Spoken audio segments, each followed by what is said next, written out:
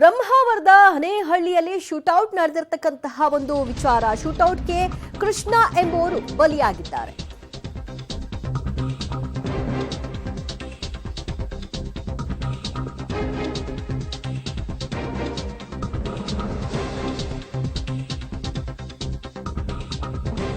ನಡೆದಿರತಕ್ಕಂತಹ ಪ್ರಕರಣ ಬೆಳಗ್ಗೆ ಇದು ಬೆಳಕಿಗೆ ಬಂದಿದೆ. ಶೂಟೌಟ್ನಿಂದಾಗಿ ಕೃಷ್ಣ ಎಂಬುವರು ಮೃತರಾಗಿದ್ದಾರೆ. ನಿನ್ನೆ ರಾತ್ರಿ 9:30 ಸುಮಾರಿಗೆ ಫೈರಿಂಗ್ ಶಬ್ದ ಕೇಳಿಬಂದಿದೆ. ಏಕಾಂಗಿಯಾಗಿ ಮನೆಯಲ್ಲಿ ಕೃಷ್ಣ ಅವರು ವಾಸ ಮಾಡ್ತಾ ಇದ್ರಂತೆ.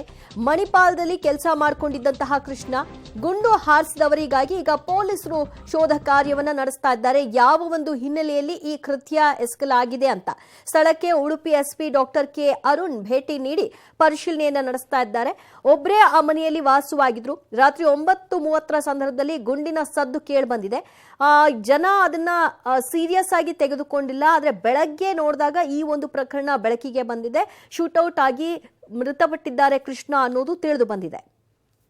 ಬಟ್ ಒಳ್ಳೆ ಹುಡುಗ, ಒಳ್ಳೇದಕ್ಕೂ ಕೆಟ್ಟದಿಲ್ಲ. ಅಂದರೆ ಇಲ್ಲಿ ಹನೇಹಳ್ಳಿಯಲ್ಲಿ ಅವ ಇದ್ದ ಅಂತಲೇ ಗೊತ್ತಿಲ್ಲ. ಆ ಥರ ಇರುವಂಥ ವ್ಯಕ್ತಿ. ಸಾಯಂಕಾಲ ಒಂದು ಊಟ ತಗೊಬಂದ, ಊಟ ಮಾಡಿದ, ಆ ಥರ ವ್ಯಕ್ತಿ. ಅವನ ಮನೆ ಕೂಡ ನಾನು ಇಷ್ಟು ದಿವಸ ಆದರೂ ಹೋಗಿಲ್ಲ, ಇವತ್ತೇ ನೋಡಿದ್ದು.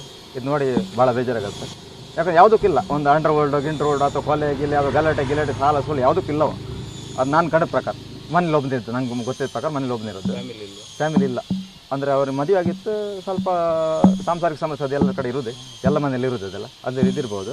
ಆದರೆ ಈ ಸ್ಟೇಜಲ್ಲಿ ನಮ್ಮ ಹನೇಹಳ್ಳಿಯಲ್ಲಿ ಈ ಥರ ಆಯಿತು ಅಂತಂದರೆ ಇದು ಖಂಡಿತವಾಗಿ ಇದು ಖಂಡನೀಯ. ಅಪ್ಪನ ತಿರ್ಕೊಂಡಿದ್ದಾರೆ ಇವರು. ಇಲ್ಲಿ ನನ್ನ ಕ್ಲಾಸ್ಮೇಟ್ ಅಂದರೆ ನನಗೆ ಹುಟ್ಟಿ 38 ವರ್ಷ ಆಯಿತು. ಅವನು 38 ವರ್ಷ ಏಜ್ ಇರ್ಬೋದು ಮೋಸ್ಟ್ಲಿ. ನನ್ನ ಕ್ಲಾಸ್ಮೇಟ್ ಅವ. ಏನು ಕೆಲಸ ಮಾಡ್ತಿದ್ರು? ಈಗ ಸದ್ಯಕ್ಕೆ ಸೆಂಟ್ರಿಂಗ್ ಕೆಲಸ ಮಾಡ್ತಿದ್ದವ. ಅದೊಂದು ಪಕ್ಕ ಮಾಹಿತಿ ಕಿತ್ತ ಅಂತ ಕರಿತೀವಿ. ಬಟ್ ಒಳ್ಳೆ ಹುಡುಗ, ಒಳ್ಳೇದಕ್ಕೂ ಕೆಟ್ಟ. ಮತ್ತಷ್ಟು ಮಾಹಿತಿ ಪಡೆಯೋಣ ನಮ್ಮ ಪ್ರತಿನಿಧಿ ದೀಪಕ್ ಜೈನ್ರಿಂದ. ದೀಪಕ್, ರಾತ್ರಿ ಏಕಾಏಕಿ ಶೂಟೌಟ್ ಆಗಿದೆ ಅಂತ ಸ್ಥಳೀಯರು ಹೇಳ್ತಾ ಇದ್ದಾರೆ. ಯಾರ ಮೇಲಾದ್ರೂ ಅನುಮಾನ ವ್ಯಕ್ತವಾಗ್ತಾ ಇದೆಯಾ? ಯಾವ ಹಿನ್ನೆಲೆಯಲ್ಲಿ ಕೃತ್ಯ ಆಗಿರಬಹುದು ಅಂತ?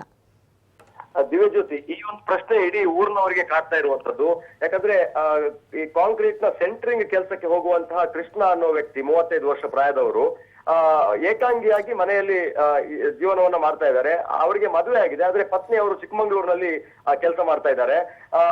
ಎಲ್ಲರ ಜೊತೆ ನಿನ್ನೆ ಕೆಲಸಕ್ಕೆ ಹೋಗಿ ಅವರು ಮನೆಗೆ ಬಂದು 9:30-10 ಗಂಟೆಯ ಹೊತ್ತಿಗೆ ಆ ಭಾಗದಲ್ಲಿ ಒಂದು ಶಬ್ದ ಕೇಳಿದೆ. ಯಾವುದೋ ಪಟಾಕಿಯ ಸದ್ದು ಅಂತ ಹೇಳಿ ಸ್ಥಳೀಯರೆಲ್ಲರೂ ಕೂಡ ಅನ್ಕೊಂಡಿದ್ರು. ಆದ್ರೆ ಬೆಳಗಿನ ಜಾವ ಮತ್ತೆ ಅವರ ಗೆಳೆಯ ಬಂದು ಈತನನ್ನ ಫೋನ್ ತೆಗಿತಾ ಇಲ್ಲ ಅನ್ನೋ ಹಿನ್ನೆಲೆಯಲ್ಲಿ ಬಂದು ನೋಡಿದಾಗ ಕೆಳಗೆ ಬಿದ್ದಿರುವುದನ್ನ ನೋಡಿರ್ತಾರೆ. ನಂತರ ಸ್ಥಳೀಯರಿಗೆ ಮಾಹಿತಿ ಕೊಟ್ಟು ಬ್ರಹ್ಮಾವರ ಪೊಲೀಸರು ಬಂದಂತಹ ಸಂದರ್ಭದಲ್ಲಿ ಗುಂಡು ಹೊಡೆದು, ತಲೆಯ ಭಾಗಕ್ಕೆ ಗುಂಡು ಹೊಡೆದು ಕೃಷ್ಣ ಅನ್ನೋ ಯುವಕನನ್ನ ಹತ್ಯೆ ಮಾಡಿದ್ದಾರೆ ಅನ್ನೋ ವಿಚಾರ ಬೆಳಕಿಗೆ ಬಂದಿರ್ತದೆ. ಆದ್ರೆ ಹಿನ್ನೆಲೆಯನ್ನ ನೋಡಿದ್ರೆ ಆತನಿಗೆ ಯಾವುದೇ ದುರಾಭ್ಯಾಸಗಳಿಲ್ಲ, ಯಾವುದೇ ಸಂಘಟನೆಯ ಜೊತೆ ಗುರುತಿಸಿಕೊಂಡಿಲ್ಲ, ಯಾರ ಜೊತೆ ವೈಷಮ್ಯ ಕೂಡ ಇಲ್ಲ ಅಂತ ಹೇಳಿ ಸುತ್ತಮುತ್ತಲಿನವರು ಹೇಳುವಂತದ್ದು. ಆದ್ರೆ ಈ ಒಂದು ಬಹಳ ನಿಗೂಢವಾಗಿರುವಂತಹ ಕೊಲೆ ಇದು. ಅದು ಕೂಡ ಹೈ ಪ್ರೊಫೈಲ್ ತರ ಪಿಸ್ತೂಲ್ ಅಲ್ಲಿ ಬಂದು ಶೂಟ್ ಮಾಡಿ ಕೊಂದಿದ್ದಾರೆ, ಯಾರಿಗೂ ಗೊತ್ತಿಲ್ಲ ಅಂದ್ರೆ ಸಾಕಷ್ಟು ಅನುಮಾನವನ್ನ ಮೂಡಿಸ್ತಾ ಇದೆ. ಯಾವುದೇ ಹಿನ್ನೆಲೆ ಇಲ್ಲದಂತಹ, ಯಾರ ಜೊತೆ ವೈಷಮ್ಯ ಇಲ್ಲದಂತಹ ಕೃಷ್ಣನನ್ನ ಶೂಟ್ ಮಾಡಿದವರು ಯಾರು ಅನ್ನುವಂಥದ್ದು ಪೊಲೀಸರಿಗೂ ಕೂಡ ಯಾವುದೇ ಈವರೆಗೆ ಸಾಕ್ಷಿಗಳು ಸಿಕ್ಕಿಲ್ಲ. ಈ ಭಾಗದಲ್ಲಿ ಗ್ರಾಮಾಂತರ ಪ್ರದೇಶ ಆಗಿರೋದ್ರಿಂದ CCTV ಫುಟೇಜ್ಗಳು ಕೂಡ ಸಿಗ್ತಾ ಇಲ್ಲ. ಇನ್ನು ಟೆಕ್ನಿಕಲ್ ಎವಿಡೆನ್ಸ್ಗೆ ಹೋಗ್ತಾ ಇದ್ದಾರೆ. ಡಾಕ್ಟರ್ ಅರುಣ್ ಉಡುಪಿ ಅವರು ಮಾಹಿತಿ ಕೊಟ್ಟಿರುವಂತದ್ದು. ಅಂದ್ರೆ ಆ ಗುಂಡು ಬಳಸಿದ ಪಿಸ್ತೂಲ್ ಯಾವುದು ಅಥವಾ ಬಂದೂಕಿನಿಂದ ಈ ತರ ಶೂಟ್ ಮಾಡಿದಾರ ವ್ಯಕ್ತಿಗೆ, ಮತ್ತು ಮಾಡಿದವರು ಯಾರು, ಫೋನ್ ಕಾಂಟ್ಯಾಕ್ಟ್ ನ ಮೂಲಕ ಯಾರು ದುಷ್ಕರ್ಮಿಗಳು ಈ ತರನ ಕಾಂಟ್ಯಾಕ್ಟ್ ಮಾಡಿದ್ರ ಅನ್ನೋ ಹಿನ್ನೆಲೆಯಲ್ಲಿ ಇನ್ನಷ್ಟು ಟೆಕ್ನಿಕಲಿ ಎವಿಡೆನ್ಸ್ ಅನ್ನ ಹುಡುಕ್ಬೇಕಾಗ್ತದೆ. ಯಾವುದೇ ಹಿನ್ನೆಲೆಯಲ್ಲಿ, ಯಾವುದೇ ವೈಷಮ್ಯದ ಹಿನ್ನೆಲೆಯಲ್ಲಿ ಈ ತರದ ಒಂದು ಕೃತ್ಯ ಆಗಿರ್ಲಿಕ್ಕಿಲ್ಲ ಅನ್ನೋದು ಪ್ರಾಥಮಿಕ ಮಾಹಿತಿ. ದಿವ್ಯಜ್ಯೋತಿ, ಥ್ಯಾಂಕ್ ಯು ದೀಪಕ್ ಜೈನ್ ನಿಮ್ಮೆಲ್ಲ ಮಾಹಿತಿಗೆ.